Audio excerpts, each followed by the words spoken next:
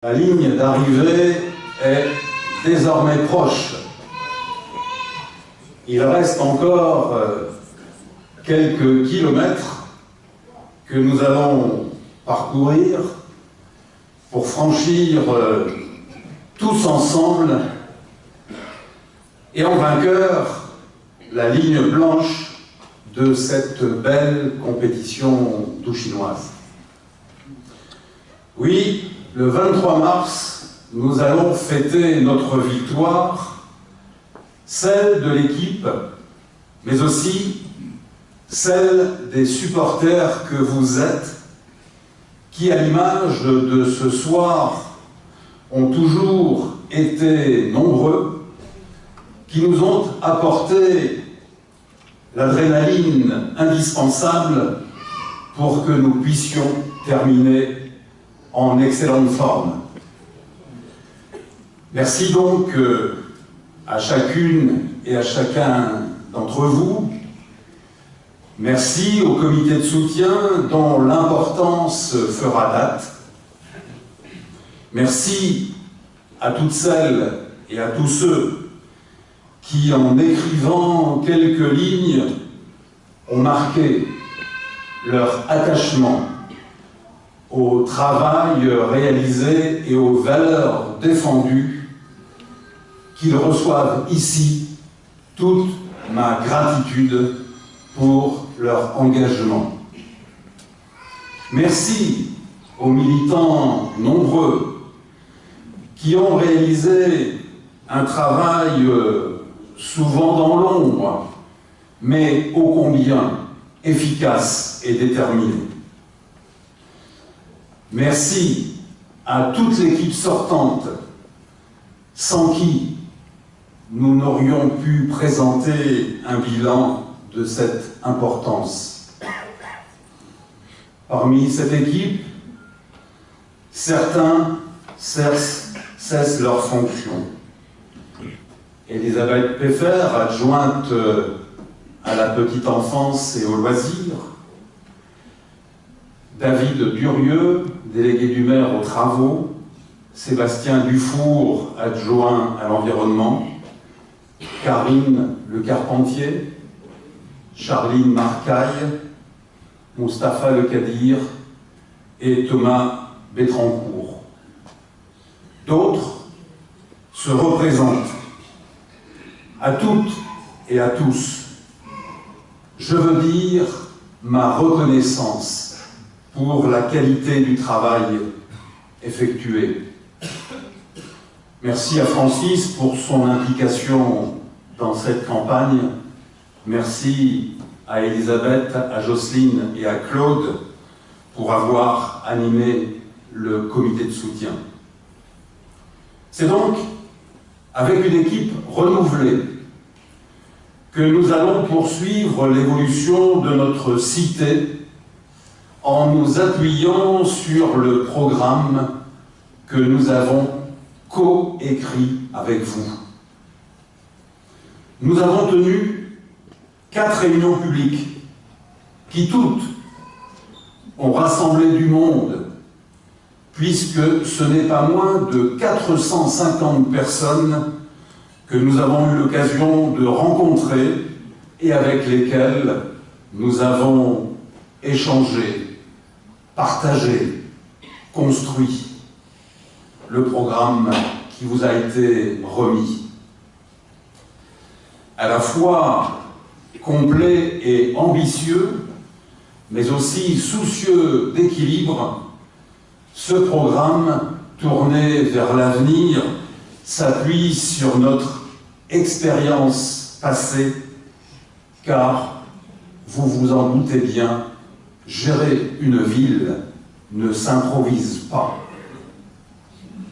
En cette période économique et sociale difficile au niveau national, l'engagement de la puissance locale est le garant dans tous les domaines de l'accès pour tous à ce qui fait notre qualité de vie, la culture, le sport, les loisirs, l'éducation, le logement la santé, etc. Ainsi, pour garantir cet accès à tous, nous tendrons vers le maintien des tarifs de nos services publics qui sont parmi les plus bas, je tiens à le souligner. Nous poursuivrons l'équipement de notre ville dans un contexte de réduction des dotations, mais nous ne baisserons pas les bras, bien au contraire. Ensemble, nous exigerons les moyens de notre avenir et le respect de l'autonomie de notre territoire. Nous libérerons toutes les énergies créatrices pour que Douchy reste une ville où le bien vivre, le vivre ensemble, la passion de l'enfance, de la jeunesse, le bien-être de nos seniors soit reconnu. Avoir une mairie qui vous soutient au lieu de vous enfoncer, cela compte. Avoir des élus qui font entrer la voix du peuple et des luttes au sein du conseil municipal, cela compte aussi. Oui, demain, avec nous, Douchy continuera d'être une sorte de bouclier social qui n'abandonne personne. Nous représenterons une municipalité qui défendra l'accès de tous à la santé, à la culture, au sport, aux loisirs, qui contribuera à la prévention et exigera de la police nationale et de la justice des prises en compte du droit à la tranquillité publique. Une commune qui se mobilisera pour refonder l'école et pour une éducation nationale qui lutte contre l'échec scolaire. Une commune qui maintiendra ses actions périscolaires sans devenir le bouche-trou des rythmes scolaires imposés et qui agira pour améliorer les possibilités d'accueil de la petite enfance.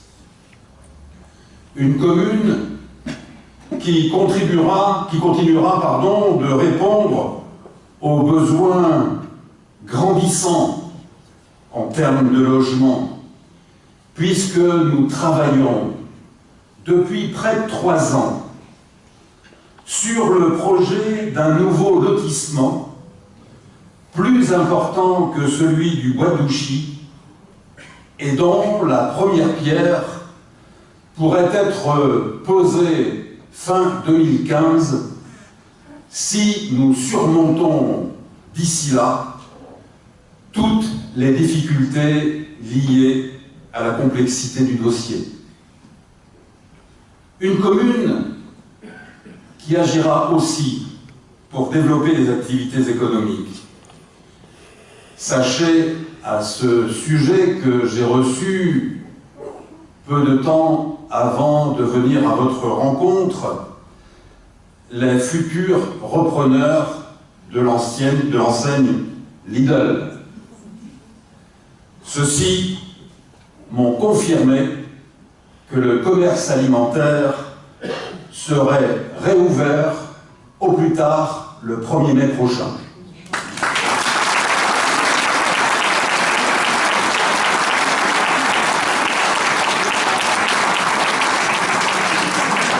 Voilà, certainement qui ne fera pas plaisir à ceux qui ont colporté un certain nombre de rumeurs voici quelques mois.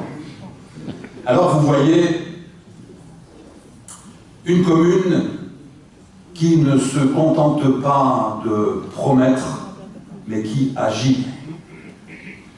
Car la période électorale est toujours propice aux propositions de toutes sortes. Pourtant, tous les mensonges ne peuvent être écrits est dit. Toutes les annonces trompeuses ne peuvent être diffusées pour jeter le trouble ou le discrédit. C'est bien malheureusement ce à quoi se livre notre concurrent. Alors, comme il n'habite pas notre ville, il faut bien que ce garçon puisse trouver sa place, trouver les moyens d'exister dans le paysage tout chinois qu'il découvre.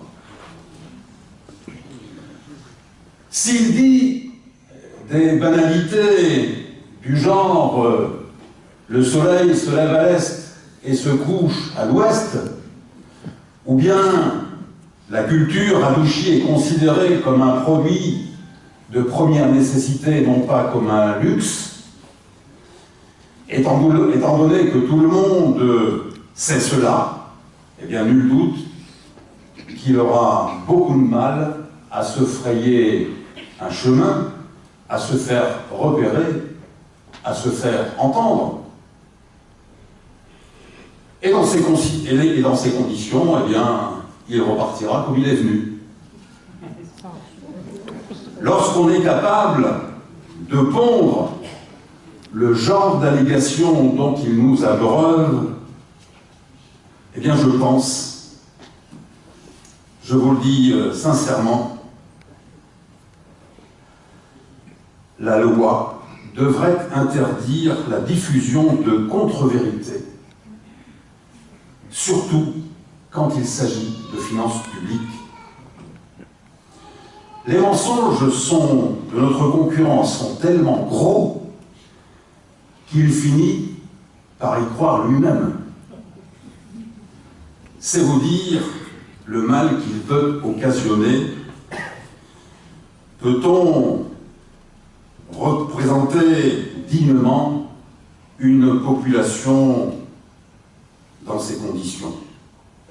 Il est donc de ma responsabilité de vous éclairer, de vous apporter les arguments pour ne pas vous laisser berner, mais aussi pour que vous rétablissiez la vérité autour de vous d'ici samedi soir. Il y va de l'intérêt général.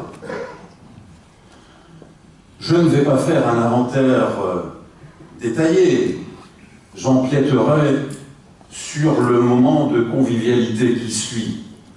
Mais je vais prendre quelques exemples qui doivent faire la clarté sur les intentions cachées de notre adversaire. Chacun sait qu'en tant qu'adjoint à la culture dans la ville où il habite, il voue une exécration exceptionnelle à cet imaginaire. Est-ce par jalousie? Allez savoir. En tout cas, il verse sa bile en permanence sur cet équipement qui aura accueilli à ce jour 31 000 spectateurs, dont 17 003 spectateurs au cinéma, du 1er septembre 2013 au 15 mars de cette année, soit l'équivalent d'une année complète dans l'ancien cinéma Jean Renoir, et 14 000 entrées dans les différentes manifestations depuis l'inauguration le 1er juin. J'ai relevé dans un de ces documents de propagande que le coût de fonctionnement de l'imaginaire s'élevait à 1 million, vous pouvez vérifier, j'ai les 1 200 000 euros, ni plus ni moins. D'où a-t-il sorti ce chiffre? Lui seul le sait. Peut-être de son imaginaire.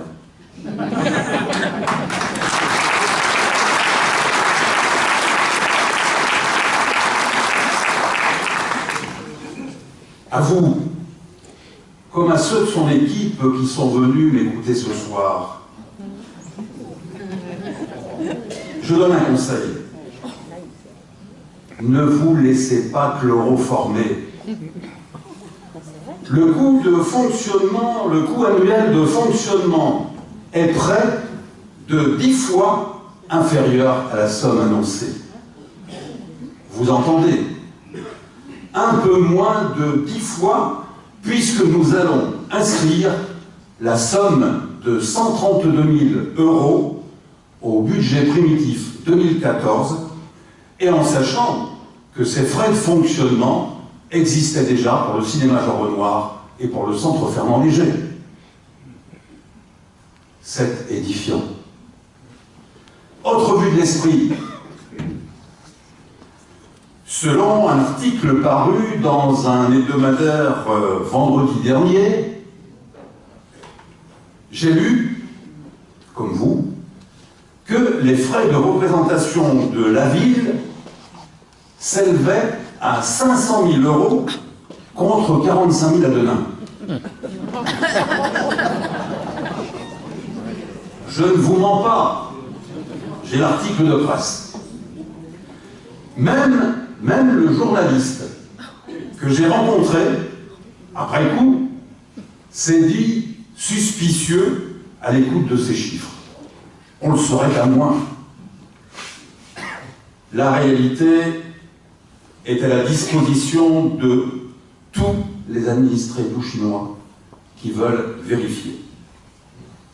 Les dépenses réalisées au titre du budget, réception, fêtes et cérémonies, s'élèvent précisément à 322 593 €, soit 3,26% des frais de fonctionnement.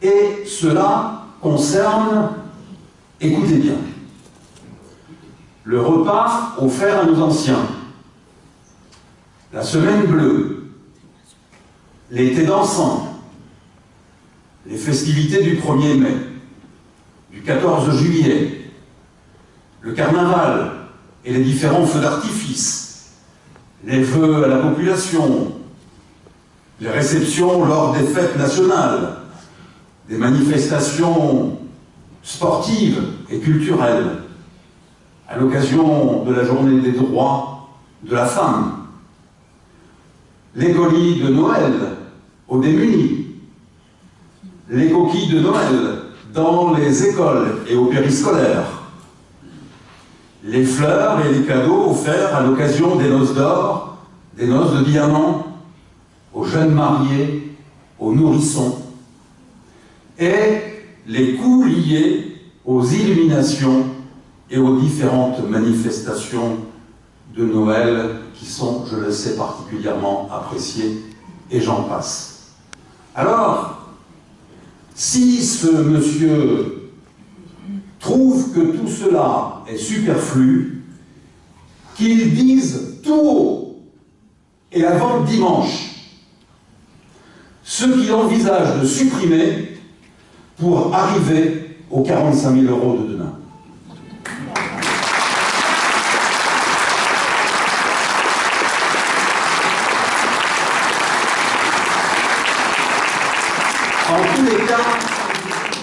En tous les cas, je vous le dis, ce n'est certainement pas moi qui irai annoncer aux petits-enfants douchinois que le Père Noël n'existe plus.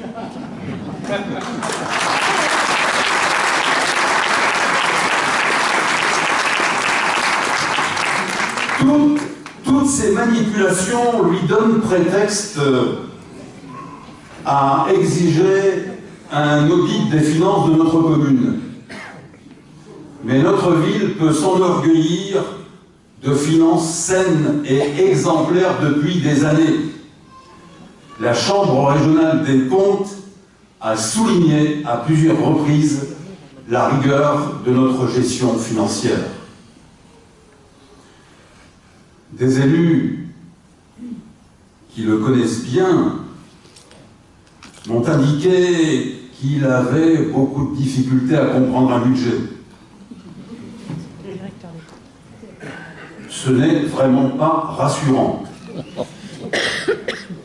Et ce l'est encore moins, et ce qu'il est encore moins, c'est qu'il annonce clairement dans son programme des économies sur les dépenses publiques qui seront d'autant plus importantes qu'il prévoit l'embauche d'un manager. Vérifiez. Franchement, j'aurais tout lu. Qui est le manager dans une ville si ce n'est le maire? Sauf à considérer que la tâche est trop lourde pour lui. Et c'est la raison de cette proposition. Dans ce cas, il faut qu'il le dise tout de suite qu'il n'est pas à la hauteur. Une petite dernière pour la route. On n'est pas loin. J'ai lu dans le même article, le vendredi dernier, que je renonçais à aller chercher des subventions en raison de divergences idéologiques avec ceux qui président ces différentes institutions. Celle-là aussi, je crois qu'il fallait la trouver. D'une part, je m'entends très bien avec les uns et avec les autres, et d'autre part, si tel était le cas, point de boulodrome, point de complexe Nathalie Deschy, point de terrain de foot rudimentaire, point d'imaginaire, point de rénovation du boulevard de la Liberté, de rénovation de la Nugolo-Curie, point de maison de retraite, et j'en passe. Le sérieux ne semble pas être son fort. Au fait, pourrait-il aider la députée à retrouver le courrier que je lui ai adressé, je fais Taubira, que je lui ai adressé le 15 mars 2013, la sollicitant au titre de sa réserve parlementaire pour réaliser des travaux de réfection des locaux scolaires, car bizarrement, cela fait 1 an que j'attends sa réponse. J'en ai encore d'autres, la réforme des rythmes scolaires, la réforme des collectivités locales, mais j'arrêterai là. Vous l'aurez compris, ces diversions ont un double objectif. 1, faire parler de lui. 2, éviter qu'on évoque les mesures gouvernementales auxquelles il apporte son soutien, qui font très mal à la France et aux Français, mais comble d'aise les patrons du CAC 40 et le MEDEF. Malgré de bons résultats, 28 milliards dans une année de crise, 16 multinationales du CAC 40 se sont partagées 1,720 milliard au titre du crédit impôt et compétitivité emploi, pris sur notre dos à partir de la hausse de la TVA. En tête des assistés du CAC 40, eh bien on retrouve tous ceux qui licencient, Renault, Sanofi, Safran, Carrefour, Total. Un vrai scandale. Et la dernière en date, avec le pacte de responsabilité qui va conduire le gouvernement à réduire les dépenses publiques à hauteur de 50 milliards d'euros pour les attribuer au patronat. Je dis cela, ça suffit. Les milliards qui sont donnés aux entreprises vont directement aux actionnaires qui s'empressent de les placer dans les îles Caïmans et non pas dans les investissements.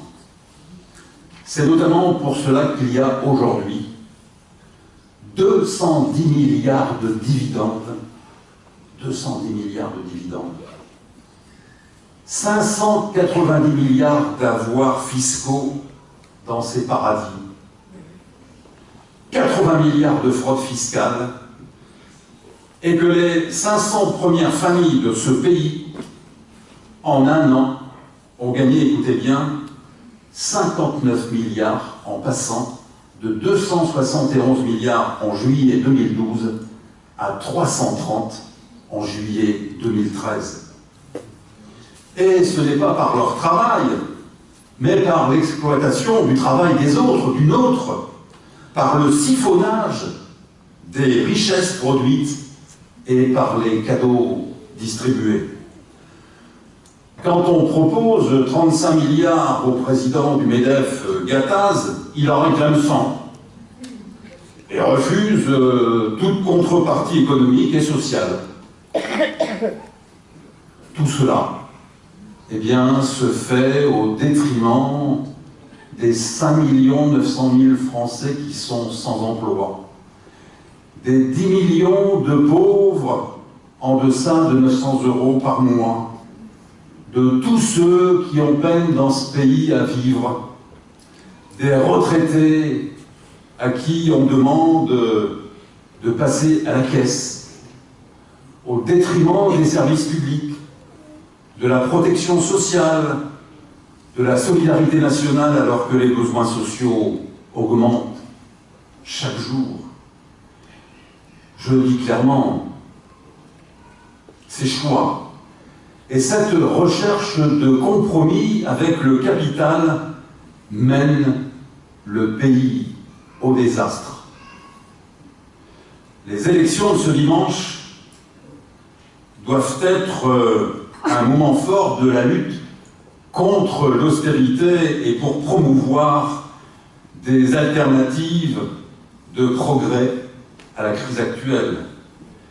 Les choix sont simples, ou on se prononce pour une réduction forte des dépenses au service des populations des communes, ou bien nous poursuivons des politiques innovantes faisant le choix du service public, de la solidarité, de l'égalité et du développement pour tous. Voilà l'un des enjeux de cette élection. Nous voulons être un point de résistance aux injonctions d'austérité du gouvernement. C'est pourquoi votre mobilisation dans les jours qui restent pour notre liste sera déterminante afin de s'opposer à tous ces mauvais coups. Mais je sais pouvoir compter sur votre résolution, sur votre détermination. Alors oui, dimanche, puisqu'il n'y aura qu'un tour, nous allons fêter notre victoire, la victoire de Douchy, la victoire des Douchinois.